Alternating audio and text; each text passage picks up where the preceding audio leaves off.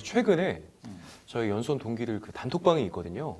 근데 거기 이제 제 동기 중에 한 사람이 자기 카톡이 아무래도 해킹당한 것 같다. 그러면서 이제 화면을 캡처해서 보내줬는데 그냥 자기가 보낸 것처럼 이렇게 어머니한테 보낸 거예요. 그래서 엄마 지금 핸드폰이 고장나서 뭐 PC 카톡으로 하고 있다. 그러면서 이제 돈 얘기를 꺼내기 시작하더라고요. 그래서 이제 이런 게 아무래도 해킹당한 것 같으니까 카톡 대화 목록에 있었던 다른 사람들에게도 피해가 갈 수 있다. 그래서 조심하라 그런 메시지를 보냈더라고요. 이런 얘기 혹시 들어보신 적이 있으세요? 저는 저희 집에 아기를 봐주신 시터 이모님이 계신데 이제 지인분의 자제분이 군대를 갔는데 요즘은 이제 군대에서도 휴대전화 사용할 수 있다고 하더라고요. 근데 이제 뭐 엄마 난데 지금 내가 부대에서 뭐 사고를 당했는데 나 지금 뭐 훈련 중이니까 전화는 받을 수 없는데 얼마가 필요하니까 좀 뭐 붙여줘 뭐 이런 문자를 받으셨다가 그렇게 보이스피싱의 피해를 보신 적이 있다는 얘기를 들었거든요. 뭐 저는 이제 뭐 카카오톡이나 뭐 이런 메신저로 그러한 얘기를 들어보진 직접 겪어보지는 못하고 최근에 이제 출근하는 길에 한 2차례 정도 전화가 와서 뭐 서울중앙지방검찰청이다. 뭐 당신 계좌가 지금 뭐 이렇게 범죄에 연루됐다.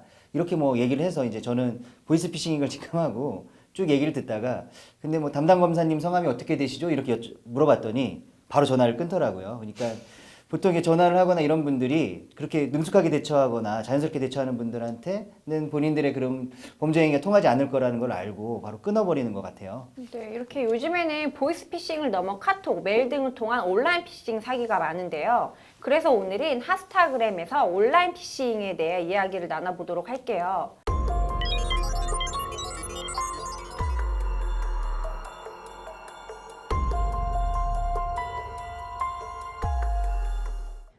요새는 유튜브에 워낙 많은 영상들이 올라다 보니까 이렇게 보이스피싱 영상도 있다고 하더라고요. 그래서 저도 한번 들어봤는데 같이 한번 들어보실래요? 여보세요? 네, 여보세요? 네. 실례지만 김학수 씨 되시죠? 예. 네, 연락드린 곳은 서울중앙지검의 이종혁 수사관이라고 합니다. 예. 제 다름이 아니고 지금 본인과 연루가 된 사건 때문에 연락을 좀 드렸는데요. 잠시 통화 가능하실까요? 예. 이번 사건은 불법 명의도용 사건인데요. 네. 저희 검찰에서 얼마 전에 이제 금융범죄 사기범으로 예. 검거를 좀 했습니다. 네. 예, 한 건에는 얼마 정도가 예치가 돼 있으신 거예요?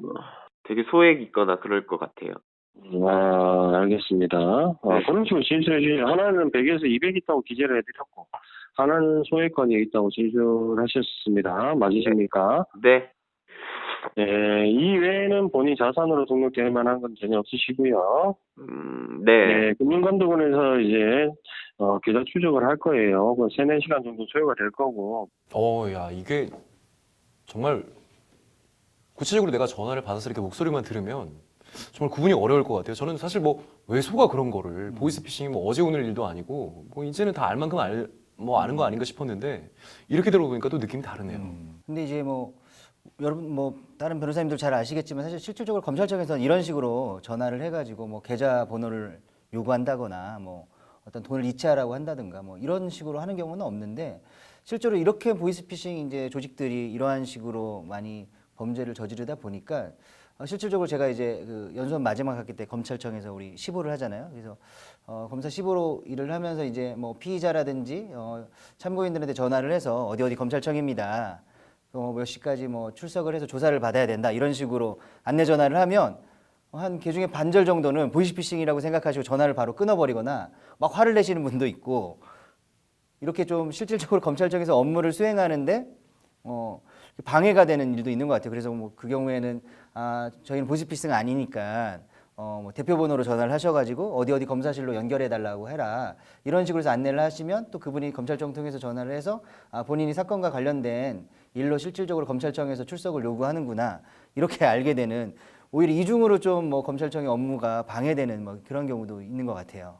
최근 제가 본 가장 핫했던 기사는 딸이 엄마한테 뭐 급하게 살 게 있으니 카톡으로 카드를 사진 찍어 보내달라고 한 그런 기사였거든요.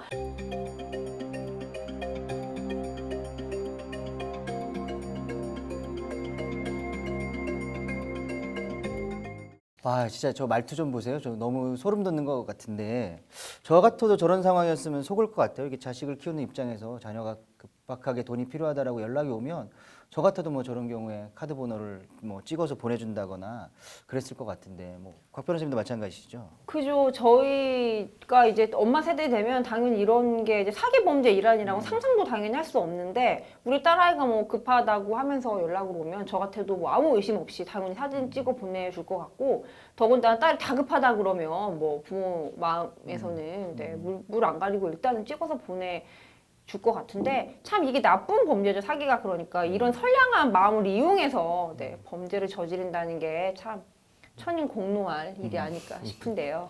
그나마 좀 이 카톡 상황에서는 뭐 현금 피해가 아니라 카드 결제로 인한 뭐 카드 사용에 관련된 피해이기 때문에 뭐 카드 승인 취소가 가능하지 않을까요? 네, 뭐 보통 이런 경우라고 한다면 카드사에 이제 신고를 했을 때 뭐 카드사 결제를 취소해주고 그 뒤처리를 하기 때문에 아마 이제 피해자분이 궁극적으로 이제 재산적인 손해를 뭐 보시지는 않을 수 있을 것 같습니다. 근데 현금이든 카드는 이제 이런 범죄가 이제 문제가 되는 것은 금액 자체가 또 크지 않은 경우가 많다 보니까 이 개별적인 사건 하나하나만 놓고 봤을 때 이걸 사건화하기 자체가 좀 어려운 경우들도 있거든요. 그래서 그런 어떤 제도 운영상의 허점을 노려서 이런 범죄들이 이제 누적적으로 발생하고 있는 그런 상황입니다.